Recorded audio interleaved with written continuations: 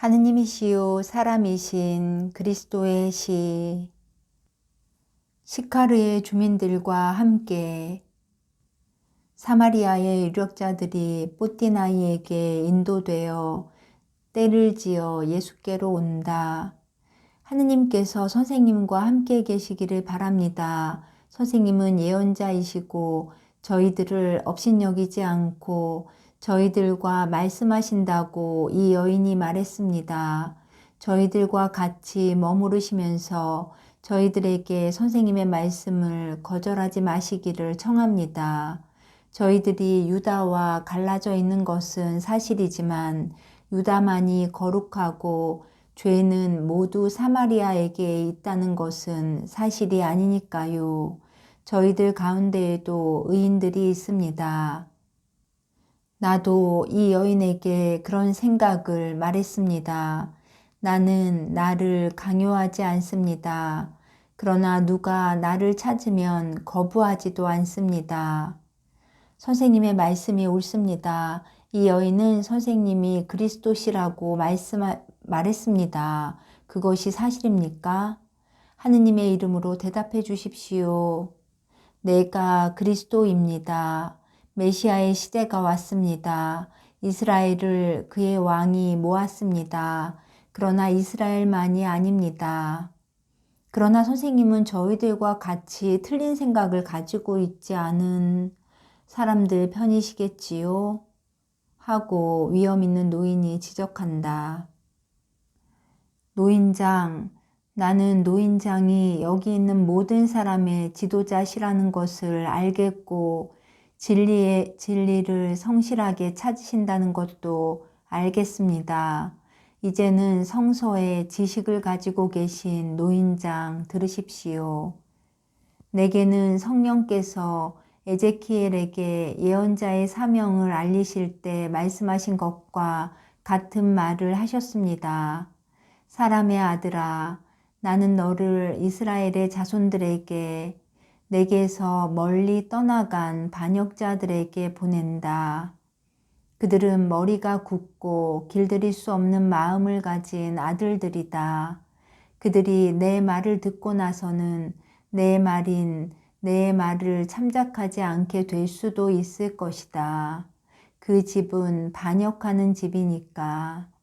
그러나 그들은 적어도 그들 가운데 예언자가 한 사람 있다는 것은 알 것이다. 그러므로 너는 그들을 무서워하지 말고 그들의 말을 듣고 불안해하지 말아라. 그들은 불신하고 반항적인 사람들이기 때문이다. 그들이 내 말에 귀를 기울이든지 내 말을 거부하든지 그들에게 내 말을 전하여라. 너는 내가 하라는 것을 하여라. 저들과 같이 반역자가 되지 않기 위해 내게 말하는 것을 들어라. 따라서 내가 내게 줄 음식을 무엇이든지 먹어라. 그래서 나는 왔습니다. 나는 착각하지 않습니다. 그래서 승리자로 받아들여지기를 바라지는 않습니다. 그러나 하느님의 뜻이 내 기분 좋은 것이니 나는 그것을 행합니다. 그리고 여러분이 원한다면 성령께서 내게 넣어주신 말을 여러분에게 해주겠습니다. 어떻게 영원하신 분께서 우리를 생각하실 수 있었을까요? 그것은 하느님이 사랑이시기 때문입니다. 그러나 이것은 주님의 메시아가 여러분에게 말하는 것입니다. 메시아는 유다의 한 동정녀에게서 날 것이라고 되어 있습니다.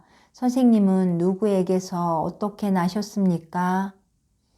베들레헴 에프라타에서 다윗 가문의 마리아에게서 성령의 잉태작용으로 태어났습니다. 이것을 믿으십시오. 예수께서 마리아의 동정을 선언하실 때에는 그분의 아름다운 목소리가 기쁜 승리의 나팔 소리와도 같다. 선생님의 얼굴이 찬란하게 빛납니다.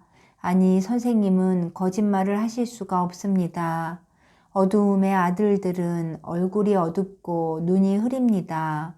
그런데 선생님은 빛나시고 선생님의 눈은 4월의 아침같이 맑고 선생님의 말씀은 훌륭합니다. 제발 시카르에 들어오셔서 이 백성의 아들들을 가르쳐 주십시오. 그런 다음 떠나십시오. 그러면 저희들은 저희들의 하늘을 지나간 큰 별을 기억할 것입니다. 그런데 여러분은 왜 그 별을 따르지 않습니까? 어떻게 그렇게 할 수가 있습니까? 말을 하면서 그들은 시내를 향하여 들어간다. 저희들은 갈라진 사람들입니다. 적어도 그렇게 말들 해왔습니다. 그러나 저희들은 이 믿음을 가지고 태어났고 그래서 이 믿음을 버리는 것이 옳은지 모릅니다. 그뿐 아니라 그렇습니다. 선생님과는 저희들이 말을 할 수 있다고 느낍니다. 또 그리고 저희들도 눈이 있어 볼 수 있고 머리가 있어 생각할 수가 있습니다. 여행으로나 장사로 선생님네 땅을 지나가면서 저희들이 보는 모든 것이 하느님께서 유다의 여러분이나 갈릴레아의 여러분과 함께 계시다고 저희들에게 믿게 할 정도로 거룩하지는 않습니다. 정말 잘 들어두십시오.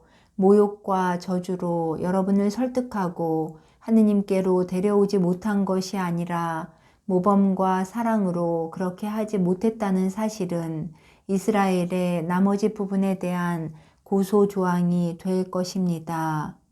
선생님께서는 정말 지혜가 많습니다. 다들 들으시오. 모두가 감탄하여 속삭임으로써 그들의 동의를 나타낸다. 그러는 동안 시내로 들어갔고 어떤 집을 향하여 갈 때에는 다른 많은 사람이 가까이 온다.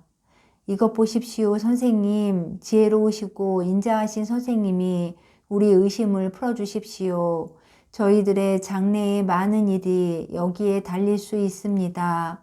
선생님은 메시아이시고 따라서 다윗 왕국을 재건하실 분이시니 갈라진 이 지체를 국가의 몸에 다시 합치는 것을 기뻐하실 것이 틀림없습니다. 그렇지요?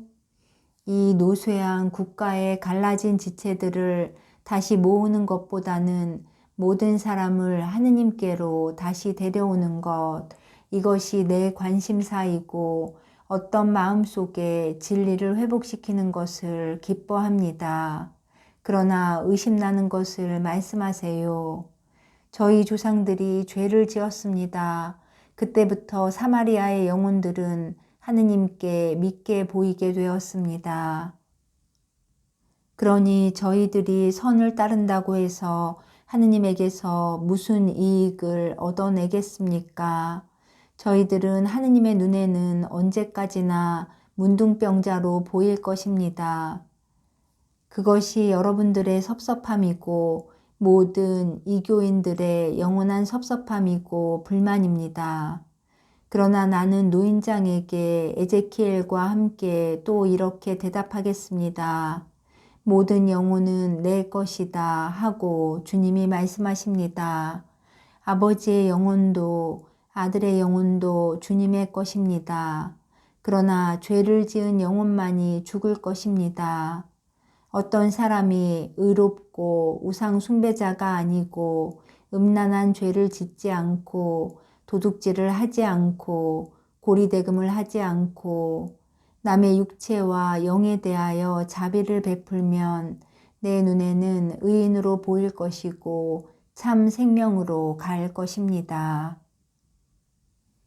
또 있습니다. 어떤 의인이 모반하는 아들을 두었으면 그 아들이 혹 아버지가 의인이기 때문에 생명을 얻겠습니까?